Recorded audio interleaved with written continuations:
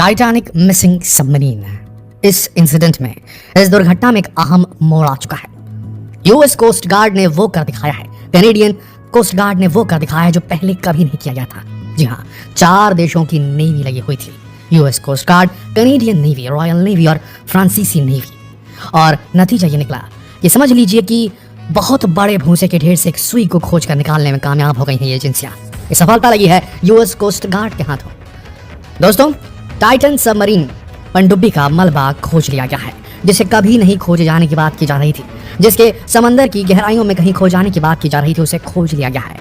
Titan पनडुब्बी का landing gear और रियर कवर खोज लिया गया और साथ में कुछ और मलबे के अहम हिस्से खोज लिए गए। और सबसे बड़ी बात यह कि इस मलबे के साथ कुछ मांस के लोथड़े भी चिपके हुए पता किए गए हैं। जी हाँ, इसमें शरीर के अवशेष भी पाए गए हैं, जिन्हें औपचारिक रूप से टेस्टिंग के लिए भेज दिया गया है कि इनका मिलान जो है डीएनए से किया जाए उन लोगों से जिन लोगों ने यात्रा शुरू की थी टाइटन पनडुब्बी में बैठकर, उन 5 अरबपतियों की जो इस पनडुब्बी में सैर करने निकले थे टाइटैनिक मलबे की ओर। दोस्तों, इस अहम मोड़ में अब एक इम्पॉर्टेंट बात है वो ये कि अब यहाँ पर ओशन गेट एक्सपीडिशन कंपनी की संलिप्तता का पता लग सकता है।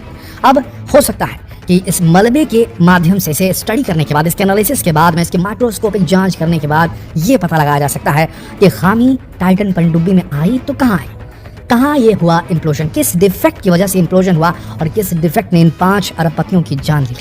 जी हाँ दोस्तों, कौन था इनका मुजरिम, किस वजह से ये पनडुब्बी इम्प्लोड हुई। ये हम सब जानते हैं कि जिस गहराई में पनडुब्बी थी वहाँ काफ़ी ज़्यादा प्रेशर था और वहाँ पर खोज का काम तो बेहद ही मुश्किल था।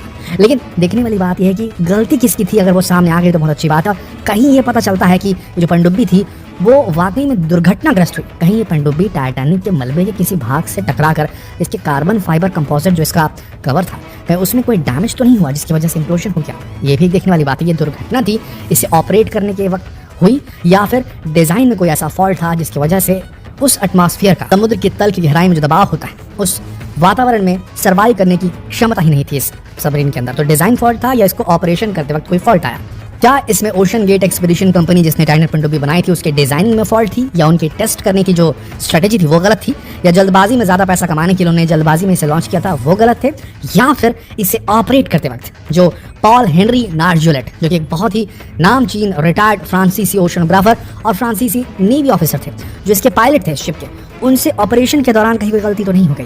ये दोनों बातें हैं, ये जब सामने आएंगे एनालिसिस के बाद तो एक्चुअल बात पता चलेगी कि ये दुर्घटना थी, एक एक्सीडेंट था जो ऑपरेशन के दौरान हो गया, या फिर डिजाइन में कोई फॉल्ट थी। जो भी दोस्तों, इसे बहुत बड़ी उपलब्धि के तौर पर देखा जा रहा है यूएस कोस्ट गार्ड की, क्योंकि देखिए ये जो अंधेरा समंदर होता है ना गहरा, यहाँ किसी भी चीज को खोजना बेहद मुश्किल है। एक तो कोई रोशनी नहीं, ऊपर से भारी दबाव, तापमान 1 डिग्री सेंटीग्रेड से भी कम, यानी कि बस बर्फ बनने से पहले का जो तापमान होता है बस वही रहता है। ऐसी स्थिति में जब कुछ भी देखा जाना मुश्किल है, हर एक कदम जब आप आगे बढ़ेंगे तो अगले कदम की जो दृश्य है वो आपके सामने होंगे, उसके आगे आप नहीं देख सकते।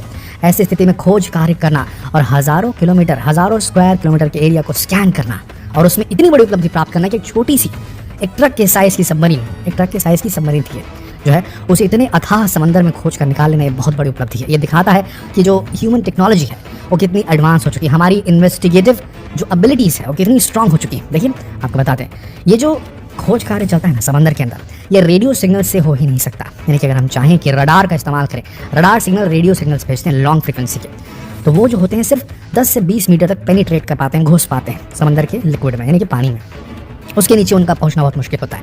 तो रडार जिसका इस्तेमाल करती हैं दुनिया भर की आर्मीज अपने हवाई क्षेत्र को गार्ड करने के लिए, पता करने के लिए कि दुश्मन देश का कोई भी एयरक्राफ्ट या मिसाइल उनके देश की वायु सीमा में तो एंटर नहीं कर रहा, उस टेक्नोलॉजी का इस्तेमाल समंदर के अंदर नहीं किया जा सकता, जिससे पता किया जा सके कि अंदर क्या है, कहाँ पर क्या चीज़ गिरी हुई, नहीं पता की जा सकती। समंदर में काम करने का फिजिक्स ही अलग है।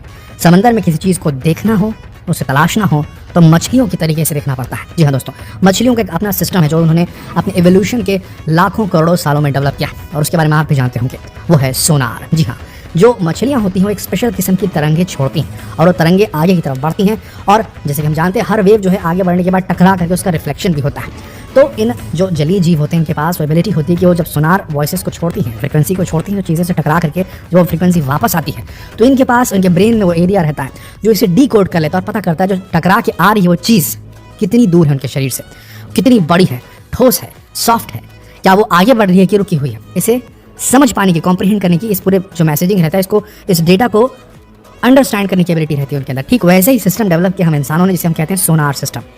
जिसका इस्तेमाल दुनिया भर की जो नेवीज़ में सबमरीन्स होती हैं उनमें किया जाता है।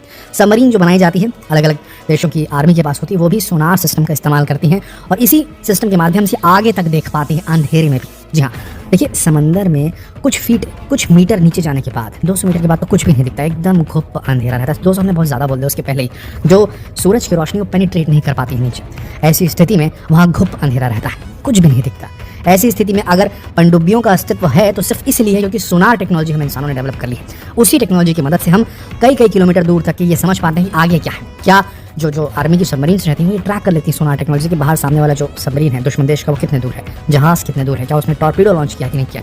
उसी टेक्नोलॉजी का इस्तेमाल किया यूएस कोस्ट गार्ड ने और सोनार के माध्यम से जो है इस पर्टिकुलर मलबे को खोज निकालने में सफलता हासिल की। आपको याद होगा एक जो इसमें बहुत बड़ा डिटेल आया था सामने यूएस कोस्ट गार्ड की तरफ से, हुआ क्या, जब पोलर प्रिंस जो कि मदरशिप थी, पोलर प्रिंस वो मदरशिप थी जिससे कनेक्टेड था टाइटन पनडुब्बी को लॉन्च भी पोलर शिप के साथ अटैच करके ही किया गया था। अब पोलर प्रिंस जिस मदरशिप की हम बात करें सतह के ऊपर एक जहाज था, उसी से कनेक्शन लेकर के ये पनडुब्बी जो टाइटन पनडुब्बी है वो नीचे समंदर की गहराई में गई थी। तो जब कनेक्शन टूटा, कांटेक्ट टूटा, संपर्क टूटा टाइटन पनडुब्बी से, तो पोलर प्रिंस के जो कैप्टन थे उन्होंने ये बात तुरंत यूएस कोस्ट गार्ड को दी कि भैया बहुत एमिनेंट लोग हैं जो पनडुब्बी में जा रहे हैं नीचे और उनसे हमारा संपर्क टूट गया। तो यूएस कोस्ट गार्ड ने तुरंत कनेडियन नेवी को इन्फॉर्म किया कि भाई ऐसी बात हो गई, आप भी आइए। फिर उसके बाद रॉयल नेवी यानी कि यूके की नेवी इन्वॉल्व हुई, फ्रांसीसी नेवी इन्वॉल्व हुई, सबने मिलकर के काम किया। देखिए यूएस कोस्ट गार्ड जो है, जो अमेरिकी कोस्ट गार्ड है यानी कि अमेरिकी नेवी जो है, वो अपने तटों की सुरक्षा के लिए और अपने वो वाटर्स जहाँ पर इनका काम चलता है, जो इनके अधिकार क्षेत्र में, उनकी सेफ्टी के लिए उन्होंने कई सारे लिसनिंग डिवाइसेस डाल कर रखे हुए हैं गहरे समंदर में। अब ये लिसनिंग डिवाइसेस क्या हैं? ये बेसिकली सोनार के थ्रू काम करने वाली ऐसी डिवाइसेस होती हैं जिन्हें समंदर में प्लांट कर दिया जाता है और ये जो है समंदर में होने वाली हर एक्टिविटी को समझती रहती है, वॉच करती रहती है। अगर कोई दुश्मन देश का सबमरीन यूएस के अमेरिका के समंदर में या अमेरिका के पास के समंदर में एंटर करता है तो उसकी पोजीशन और उसकी लोकेशन तुरंत ये जो लिसनिंग डिवाइसेस है सुन लेती है, क्योंकि उसकी मूवमेंट और उसकी प्रेजेंस को ये सोनार से चेक करती हैं और उसके बाद ये सिग्नल जो होता है कमांड सेंटर में पहुंच जाता है नेवी के यूएस कोस्ट गार्ड का, और यूएस कोस्ट गार्ड जो अलर्ट कर देती है अपनी नेवी को कि भैया एक फॉरेन सबमरीन जो है वो यूएस वाटर्स में आ चुकी है। तो इस प्रकार से इन्होंने लिसनिंग डिवाइसेस पूरे समंदर में अटलांटिक सी में डालकर रखे हुए स्ट्रेटेजिक लोकेशंस पे। तो जैसे ही यहाँ पर पोलर प्रिंस ने इन्फॉर्मेशन दी थी कि भैया हमारा कॉन्टैक्ट टूट गया है टाइटन पनडुब्बी से, उसके पहले ही जो लिसनिंग डिवाइसेस डले हुए थे यूएस कोस्ट गार्ड के समंदर में, उन्होंने एक अज्ञात विस्फोट की आवाज़ को नोट कर लिया था। लेकिन जब पोलर प्रिंस ने कांटेक्ट किया यूएस कोस्ट गार्ड से कि भैया ऐसा हुआ है, तो उन्होंने ये इन्फॉर्मेशन पोलर प्रिंस को नहीं दी कि हमने एक इम्प्लोजन सुना है, क्योंकि यूएस कोस्ट गार्ड या किसी भी देश की आर्मी जो है जब तक कंफर्म ना हो जाए, उनके पास सबूत ना हो जाए, वो किसी भी नतीजे पर पहुंचना सही नहीं समझती, अदरवाइज वो गलत साबित हो जाएगी, उनकी टेक्नोलॉजी गलत साबित हो जाएगी। इसलिए वो शांत थे, उन्होंने पहले ही ये नोट कर लिया था कि इम्प्लोजन हो चुका है। उसके बाद 4-5 दिन का जो खोजने का प्रोसेस चला, हमने सबने देखा टेलीविजन पर और सारा चीज़ कवर होता गया, हमने भी अपने चैनल पर वीडियो डाले।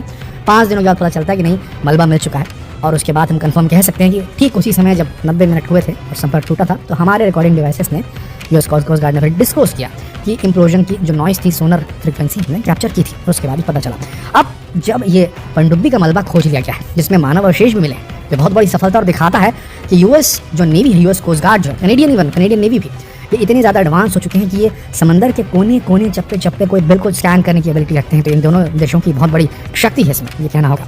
अब आने वाले में क्या होता है, इस मलबे के निकलने के बाद क्या होता है, क्या आरोपी पकड़ में आता है। जैसे कि हमने आपसे कहा कि 2 गलतियां हो सकती हैं, पहली गलती डिज़ाइन फॉल्ट और दूसरी गलती टाइटन पनडुब्बी को ऑपरेशन करते समय, उसे चलाते वक्त कोई गलती हुई होगी तो गलती किसकी थी वो सामने आएगी।